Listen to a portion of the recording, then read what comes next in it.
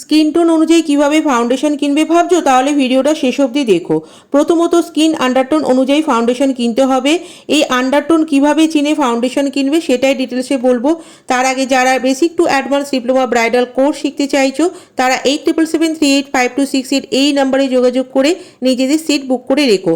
আমাদের লোকেশন শ্রীরামপুর। এখানে অনেক টিপস ট্রিক্স ও নিউ নিউ টেকনিক শেখানো হয়। থিওরি ও প্র্যাকটিক্যাল ক্লাসের উপর বিশেষ জোর দেওয়া হয়। প্রত্যেক দিন হাতে ধরে প্র্যাকটিস করানো হয় আর প্রচুর প্রোডাক্ট নলেজ দেওয়া হয়। এবার বলি, আন্ডারটোন 3 রকম হয়: warm undertone, cool undertone, neutral undertone.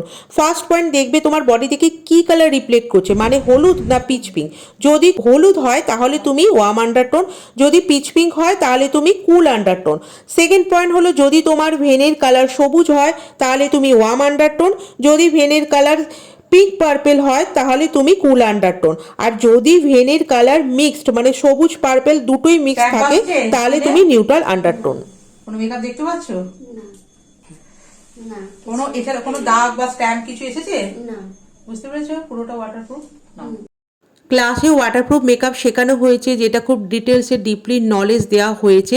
তোমরা দেখতেই পেলে আমি স্টুডেন্টকে দিয়ে মেকআপটা টেস্ট করালাম। মেকআপের সাথে সাথে এখানে অ্যাডভান্স হেয়ার স্টাইলিং, অ্যাডভান্স কলকাও শেখানো হয়। যারা একটু ডিটেলসে শিখতে চাইছো তোমরা নেক্সট ক্লাসে জয়েন করতে পারো। আমাদের এখানে ISO গভর্নমেন্ট সার্টিফিকেটও দেওয়া হয়ে থাকে।